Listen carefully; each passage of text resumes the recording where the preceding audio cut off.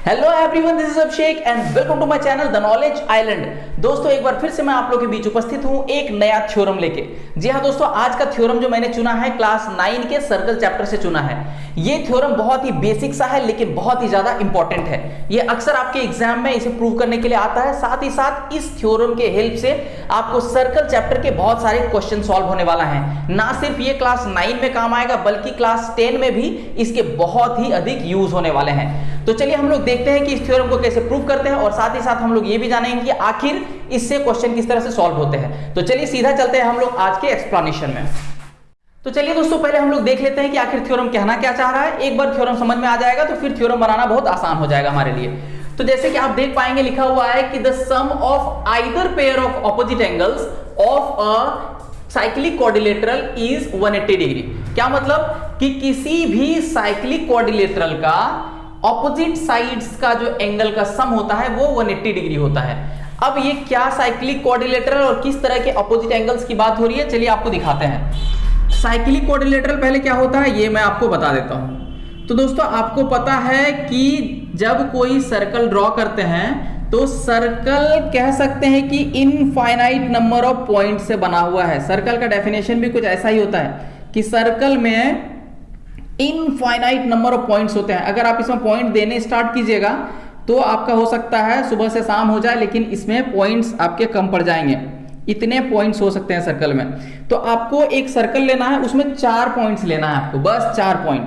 तो अभी मैं एक पॉइंट यहां, एक पॉइंट यहां, एक यहां और एक यहां ले लेता हूं। तो उन 4 पॉइंट्स को जो मिला देंगे तो जब वो चारों पॉइंट्स मिल जाता है तो यहां पर जो एक क्वाड्रिलेटरल फॉर्म होता है। क्वाड्रिलेटरल कहने का मतलब चतुर्भुज, 4 भुजा वाला जो एक यहां पर शेप फॉर्म होता है, 4 साइड वाला जो शेप फॉर्म होता है, इसी को हम कहते हैं क्वाड्रिलेटरल।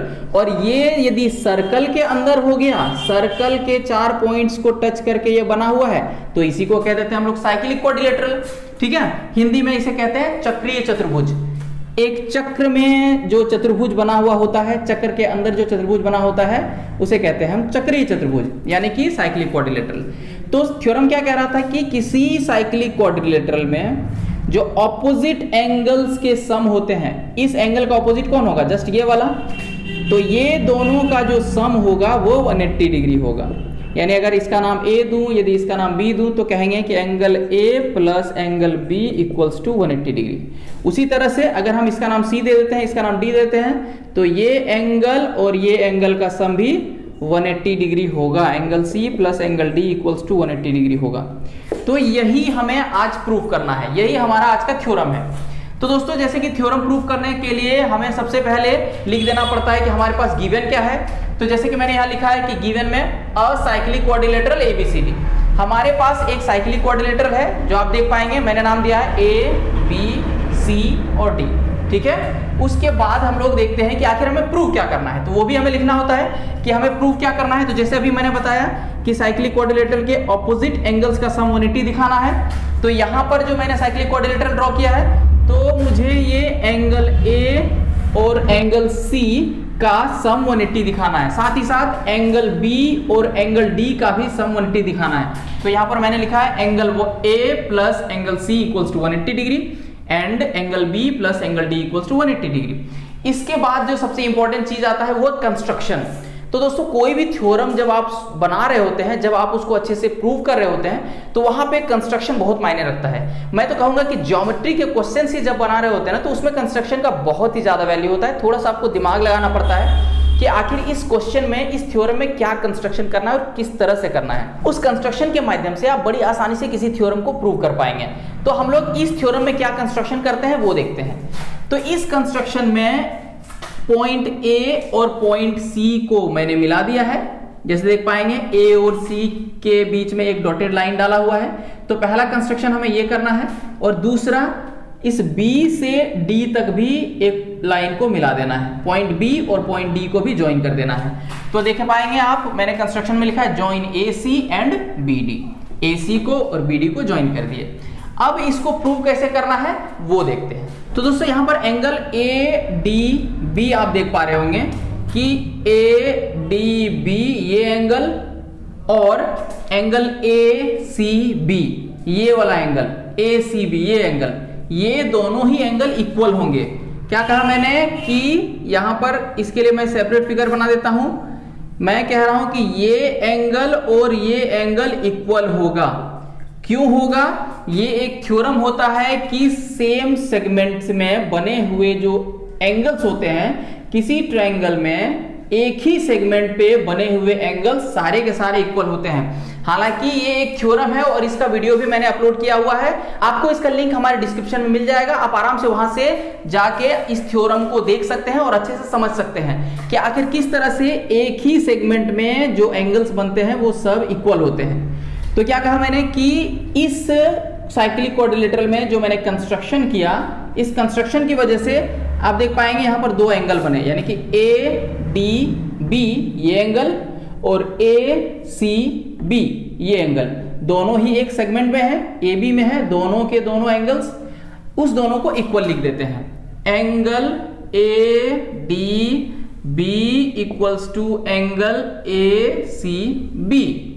ठीक है दोस्तों, इसी तरह से सेम टू सेम अगर आप इसको सेगमेंट मानिएगा, BC को सेगमेंट मानिएगा, तो देखिए पहला एंगल क्या बनेगा BAC, ये एंगल आप देख पाइएगा, एंगल BAC, और दूसरा एंगल क्या हो जाएगा BDC, ये एंगल। अगर यहां वाला ये ढक दिया जाए तो देख पाएंगे कि ये एक सेगमेंट है, ये एक लाइन सेगमेंट है, कह सकते हैं BC एक आर्क भी है, और इसी पे बना हुआ दो एंगल्स, एक BAC और दूसरा एंगल BDC, ये दोनों भी इक्वल होंगे इसी थ्योरम से। तो उसे भी लिख दीजिए, angle BAC equals to angle BDC। ठीक है दोस्तों, अब इन दोनों को मैं इक्वेशन नाम दे देता हूं, इक्वेशन 1 और इक्वेशन 2, और इन्हें मैं ऐड कर देता हूं। तो लिखता हूं एडिंग इक्वेशन 1 एंड 2। जब ये दोनों इक्वेशन को ऐड करेंगे तो क्या आएगा हमारा, angle ADB plus angle BDC।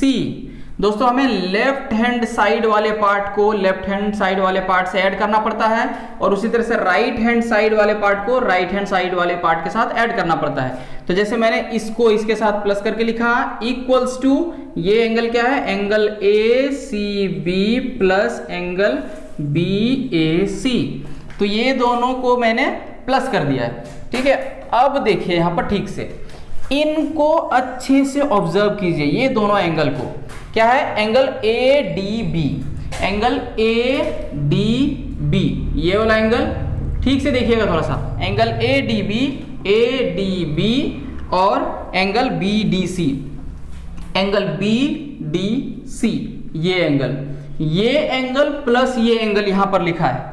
तो ये और ये को अगर हम ऐड करेंगे, इन दोनों एंगल को यदि ऐड करेंगे तो लिख सकते हैं कि ये पूरा ही एंगल निश्चित ही हो जाएगा। ये प्लस ये अगर करेंगे तो ये पूरा एंगल लिख सकते हैं इसके लिए। तो इस पूरा का नाम क्या हो जाएगा, एंगल ADC। तो इस दोनों को ऐड करके आप लिख दीजिए एंगल ADC, और इधर जो बचा है उसको उतार दीजिए, angle ACB plus angle BAC। ठीक है, अब क्या करना है आपको, एंगल ABC को ये एंगल ना दोनों तरफ ऐड कर दीजिए, ये लेफ्ट हैंड साइड भी और राइट हैंड साइड भी, ये पूरा एंगल ABC को। तो लिखिए यहां पर adding angle ABC both the sides. तो क्या आ जाएगा मेरा, angle ADC plus angle ABC। यहाँ ADC मेरा पहले से था, उसमें ऐड कर दिए ABC को, इक्वल्स टू यहाँ देखिए angle ACB plus angle BAC, और ऐड क्या करना है, ABC, एंगल ABC। तो दोस्तों अब आप इस पार्ट को ठीक से देखिए, यहां पर क्या लिखा है मैंने, एंगल ACB ये वाला एंगल लिखा है, एंगल BAC ये वाला लिखा है, और एंगल ABC ये वाला एंगल लिखा है। तो दोस्तों आप ठीक से देखेंगे, ट्रायंगल ABC के ही ये तीनों एंगल्स हैं। जो कि यहाँ प्लस में लिखे गए हैं, ये तीनों ही एंगल इस ट्रायंगल के हैं ABC। तो आपको पता होना चाहिए दोस्तों कि किसी भी ट्रायंगल के तीनों एंगल का सम 180 डिग्री होता है। तो यहां पर भी हम कह सकते हैं कि the sum of angles ABC equals to 180 degree. तो यहां पर इन तीनों एंगल के लिए हम 180 डिग्री लिख देते हैं। तो angle ADC plus angle ABC equals to 180 degree. आप यहां ब्रैकेट में लिख सकते हैं कि sum of all the angles of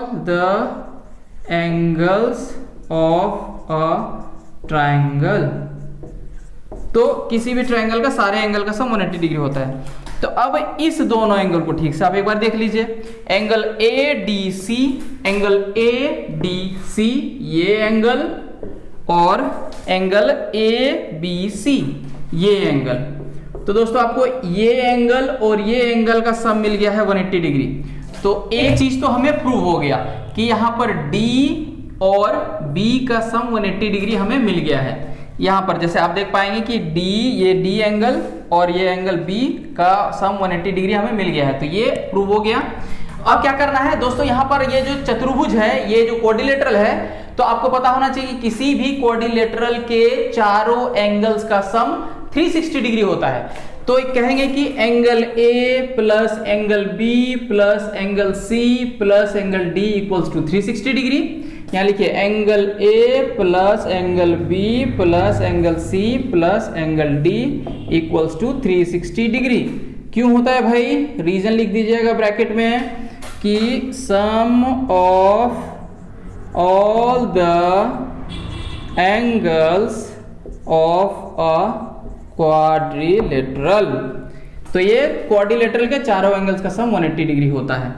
तो दोस्तों एंगल D और एंगल B का सम 180 डिग्री तो हमें मिल चुका है यहां से, ठीक है। तो एंगल B और एंगल D के बदले में हम लिख देते हैं 180 डिग्री। तो बच जाएगा क्या, एंगल A और एंगल C। तो लिखे angle A plus angle C plus A और C को लिख दिए, और B और D के लिए क्या होगा, B plus D equals to 180 degree. तो यहाँ लिख देते हैं 180 डिग्री और इक्वल्स टू यहाँ 360 तो है ही।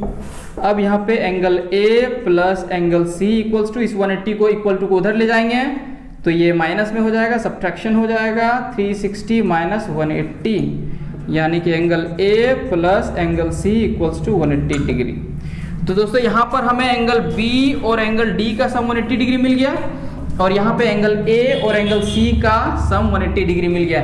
इस तरह से हमें एंगल A और एंगल C का सम 180 और B और D का सम 180 ये दोनों प्रूव हो चुका है।